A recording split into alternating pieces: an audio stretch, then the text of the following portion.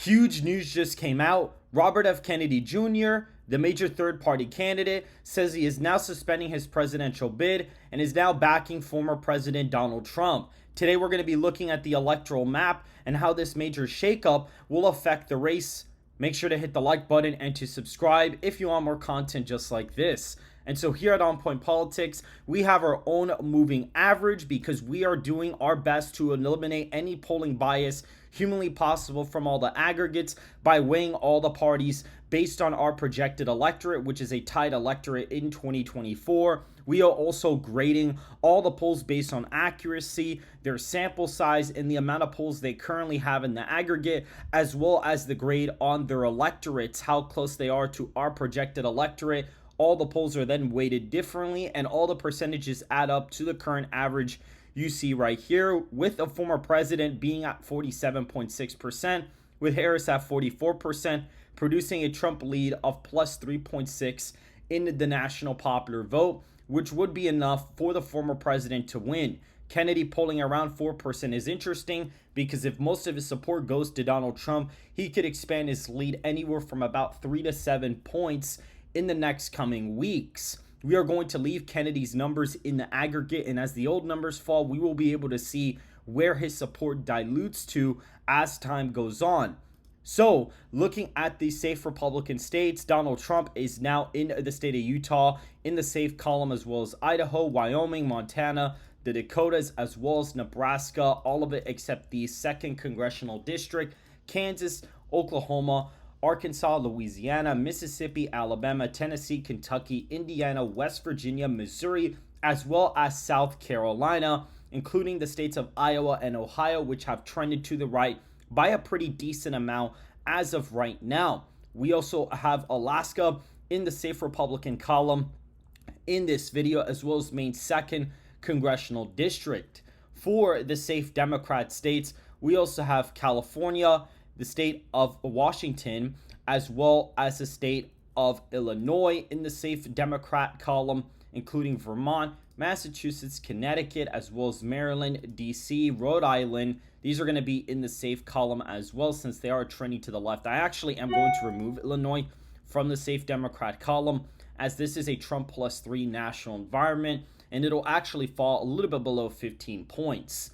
Looking at the likely Democrat states, we have Oregon, Colorado, Illinois, New York, New Jersey, and Delaware, as well as Maine's 1st Congressional District. All of these states voted for Joe Biden by over 15 points in the 2020 election, and Harris underperforming in these states is a really bad sign for her in the upcoming election in November, considering that she needs as many votes as possible to defeat the former president, who is effectively the semi-incumbent candidate of this race. He was the former president and Harris is not, and RFK taking away votes from Donald Trump after Biden dropped out of the race just goes to show that Trump is more of the incumbent candidate this time around. Now, looking at all these states here, Hawaii will also be in the safe Democrat column, and Nebraska 2nd, we'll touch that one in a second. But what I am going to do is now all the states that are in blank, we have our own moving averages for these states for the 2024 election that we have constructed to eliminate as much polling bias as humanly possible and will be used to dictate our election predictions. Looking at the state of Texas first, we have a shocking prediction out of the state of Texas right now. Very little data out of the state, only 2 major polls conducted with Trump v. Harris, so the data is a little bit undermining, but we have electorates that are either tied or just very non-Republican, and the electorate in 2020 was actually R plus 11 in the state of Texas. We're projecting about R plus 13 due to the border and certain issues influencing the electorate to probably be slightly more Republican next cycle. And what we see is that when you weigh these 2 polls by party, Donald Trump is actually up in the state of Texas by 21 percentage points. The third party is getting a very low vote share. Undecideds at about 8% of the electorate. So clearly Harris could pick up some extra votes here. Kennedy, really doesn't have that much of an impact right now on the state of Texas. And again, this one is a little bit looser because we don't really have that much data to go off of. But our moving average does have Trump up by 21 points in the state of Texas. So that does go in the safe Republican column. In the state of Florida, we have a little bit more polling data out of the Sunshine State. We have a decent amount of polls here, about, probably about 7 or 8 polls here. And our average, with more than likely here, if we actually check right now, Redfield and Wilton has the highest grade due to having the most polls, having the most, votes, or at least the most sample size right now in the aggregate. And their electorate's actually not that far off. And in our average, Donald Trump does lead the state of Florida by around 12 points currently. So that is going to put the state in the likely Republican column. In the state of Georgia, this is another interesting one. The polls have narrowed up here in the other aggregates. But again, here at On Point Politics, we have our own moving averages to go ahead and adjust for any polling bias. We have included about 7 polls into our aggregate as of right now, and we'll see clearly that a lot of the electorates here are skewed very to the left of our projected electorate, which is actually going to be the same electorate as the last cycle. We're still weighing for the previous election's electorate, and even weighing for the last election's electorate, you still get a Trump lead of a pretty decent amount. He's leading the state of Georgia by 5.9% in this forecast, clearly differing from a lot of these push polls that we see from the mainstream media. And so that's going to put the state firmly in the former president's column. Looking at North Carolina, we will see something very similar here, where Donald Trump is leading the average by roughly 6 percentage points. Again, we have a decent amount of polls here, about 8 or 9 polls in this average, and we clearly see that when we weigh by party, and again, the samples in North Carolina are really, really bad. I'm talking about samples that are like favorable Dem or even tied in some cases. And the electorate here, we are suspecting, is going to get about 2 points more Republican from 2020, considering that Republicans have netted voter registration in the state of North Carolina. And right now, Donald Trump leads by 6 points in our moving average, which will put the state in the likely Republican category. Going to the state of New Mexico, this is another interesting one, because again, this one's a little bit more iffy. We don't have as much data out of the state of New Mexico because they haven't really done a lot of polls for this race. However, we did actually have an Emerson College poll come out, and we are projecting the electorate in New Mexico to be around D+5 next cycle. This was the electorate in the previous cycle. And when you weigh by party, you actually get results that are way closer. And the average since yesterday has actually gotten slightly closer when you include this new poll. Harris only leads the state, give or take, by 2.3 percentage points, which is really, really close. And with Kennedy, possibly getting some, giving some support to Donald Trump here, that may end up influencing the race quite a bit. And a state like New Mexico does tend to have a lot of third-party voters, and so Harris only winning the state by 2 is really not a good look for her right now. Looking at Arizona, this is one of the averages that we were very shocked by, but the electorate here was actually pretty Republican. It was about R+9 in 2020. You can see right here, 39% independent, 26% Democrat, 35% Republican. And when we go ahead and do our projected electorate, we're only doing a point more Republican, considering that Republicans have essentially doubled their voter registration lead. So we think it's only fair to boost their registration electorate by only a point here. And when we weigh by party, the samples in Arizona tend to either have Democrats up or they are tied, which is really not that great. And so when you go ahead and you weigh by party, with the current polls that we have, which is about 7 polls, Donald Trump is up in the average by 8.1%, which is a massive lead in the state of Arizona, putting him well comfortable in the likely Republican column. Looking at the state of Nevada, we also have polling data out of here, a decent amount of polls, about 6 to 7 polls. Again, our projected electorate, R+2, Republicans just elected Governor Joe Lombardo, and they've netted in Republican voter registration. So we are going to assume a 0.2 more electorate for Republicans than the last one, which was a tied electorate in the state of Nevada. And when you go ahead and weigh by party, the electorate becomes way more different. Donald Trump is now up in the state of Nevada by 6.2 percentage points, putting on a huge margin of victory. Now, what's very interesting is that conventional wisdom on my end would have told me that the state of Nevada would have been more to the right than Arizona, but Arizona is actually more Republican than Nevada still in this forecast. Something that could possibly explain this is Donald Trump gaining with Hispanics, but also inflated support due to the southern border issue. Texas even being a 21-point win seems very lopsided, but if you take into account the southern border and how millions of illegal immigrants have came to the border the past couple of years, voters here may be very dissatisfied and may be inflating the Republican margins for the former president in these states, and which could explain why New Mexico is a very competitive state this cycle. Looking at the state of Virginia, this one is a really big shocker. Again, some of the data is slightly outdated because we don't have that much data out of Virginia either. Kind of interesting that the mainstream polls decided to stop polling Virginia the second that Biden dropped out of the race. It's almost like they don't want to pull it because they know that Harris may have worse numbers than originally, expected. Again, here, only 2 polls technically as of right now. We really only have about 2 polls here. Well, actually, there's about 3 polls here right now. And looking at the average, Harris is only up by literally 0.4% in the state of Virginia. It is actually the closest state on this map right now, and it is going to be in the tilt column for Kamala Harris.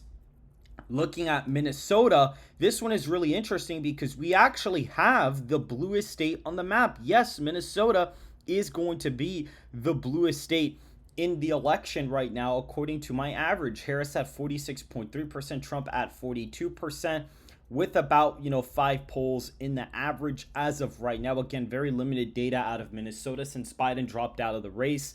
And we see, I'm even just weighing for the same electorate as last time. The electorate could possibly be, roughly tied. It's definitely possible for that to be the case. If the electorate was tied in the state, we would actually have something completely different here, believe it or not. If we had a tied electorate, the race would actually get slightly closer, with Harris falling a tiny bit in the state. But just to be fair, we are weighing by the same electorate as the last cycle, and Harris is only up in the average by around 4.3%, indicating that it is slightly competitive, but that the Hennepin County area is definitely going to trend to the left and hold support for Harris as of right now. Looking at the Rust Belt, Donald Trump is already at 268 electoral college votes. Based on the fact that this is a Trump plus 3 national environment from our average, we are going to assume that Nebraska's second does narrowly flip to Donald Trump. So even in a worst case scenario right now, Donald Trump would still end up getting 269 electoral college votes because of that Nebraska's second district. But looking at the Rust Belt right now, our average for Wisconsin does in fact have quite a bit of polling. Very, very large amounts of polls. We have quite a bit of pollsters here in our aggregate, possibly about 9 polls in this aggregate. We can actually count it up 6, 8 polls in this aggregate right now. And when we weigh by party, we're actually weighing for a slightly more Republican electorate. I mean, it was D plus 1 in 2016 and Trump won, and then in 2020 it was R plus 5. So we're weighing for about roughly 1.5% more Republican. And when we see that, Donald Trump is up in the state by around 4.7%. If we were to weigh for the same electorate as 2020, the race would actually end up still being around a 2.6 percentage point victory for Donald Trump. So that is very fascinating that the former president would still be up when you adjust for the party electorates. What's very interesting is that pollsters really don't poll properly and sometimes have Democrats up in this humongous, lead. It is absolutely insane to see what is going on. It is pretty crazy to see what is happening in the state of Wisconsin. That puts it in the lean Republican column, giving the former president the electoral college in this video. The state of Michigan is a very interesting race. Right now, if we were to go there, it is around a 2-point victory for Donald Trump. He's polling at 46.7% to Harris's 44.7% right now. And we clearly see that we have a decent amount of polls in the average. We are weighing for an electorate slightly more Republican than the last cycle because Republicans have netted voter registration in every single state except Colorado. Even if we were to weigh for the same exact electorate as last time, the state would basically be tied right now. So at that point, it would effectively be a toss-up. Trump would actually still be up by 0.1% in the state of Michigan if you assumed the same electorate as 2020. This puts Donald Trump up in the state by 2 points, putting it in the lean Republican column. And looking at the state of Pennsylvania, Donald Trump is polling at 48% to Harris's 44.8%. Kennedy getting about 2.9%. As of right now, we are projecting a decently more Republican electorate due to the fact that Republicans have netted voter registration here to the point where they've cut the lead by half for Democrats in voter registration and then some. So we're assuming a pretty Republican electorate in Pennsylvania, and we have close to a 4-point lead, around a 3.2 percentage point margin for Donald Trump, bringing him to 313 electoral college votes. The last two states are Maine at large and New Hampshire, and I think these results are going to shock you guys. Again, not a lot of data out of these states. Again, this is not my fault. These are the pollsters' faults. They were polling this race a lot more when Biden was in the race, and all of a sudden they stopped polling it out of complete nowhere, which doesn't really make a whole lot of sense to me. But funny enough, the electorate was actually fairly Republican when you compare Republicans and Democrats. Republicans were actually up by 8 in the electorate. There's just a lot of independents here. Now, we are assuming that the electorate's going to get closer because the state is trending to the left. And even when you cut the registration lead for Republicans in half of the projected electorate, Donald Trump is actually still up in the average by 2.1% in New Hampshire. Literally, the electorate would practically have to be tied here for Harris to even narrowly lead the average. And the problem is polling tends to be a little bit wonky in the state of New Hampshire because you get these crazy samples where they are basically oversampling the major parties a little bit too much. And so right now in my moving average, Trump is at 42%, Harris at 40%. Kennedy's getting around 13 points in the state. And so this is pretty crazy. We also had to assume that the electorate was going to get closer because if you weigh for the same electorate in 2020, Trump's actually leading the state by 9 and Kennedy gets 18%. It would be interesting if that actually would have been the case. If Kennedy was just such an X factor in New Hampshire that he would have just taken away a bunch of Kamala Harris voters and would have just given them to Trump, or would have just taken them away to the point where Trump would have had a 9-point victory lead in New Hampshire. But when you weigh for an electorate that's at least half of what the one from before, you do get a lean Trump margin as of right now from the state of New Hampshire. The last state on here is Maine at large. Again, this state has very, very little data to go off of. Again, not a lot of polls, literally one pollster, and we have 2 polls from the same pollster. And when you average out the results, you actually have Donald Trump up because, again, it's the same thing. We're actually weighing for the same electorate as 2020, by the way, and they oversampled Democrats and undersampled independents in this poll by way too much. They did oversample Republicans, but they've oversampled Democrats so much that Trump actually ends up being the one leading this poll. Again, Trump is literally sitting at 40%, Harris at around 39%, so definitely not definitive. And undecideds are at literally 14%, Kennedy at just 3%. So again, very little data, but Trump is still up. And so based off of this aggregate, we are going to give it to the former president. And so based off of the current polling averages that we have here at On Point Politics, and based on the way we think other states would go, based on the way these states are going, the former president does win 319 electoral college votes to Harris's 219 electoral college votes in this forecast after Kennedy drops out. Make sure to hit the like button and to subscribe if you want more content just like this, and I will see you guys in the next video.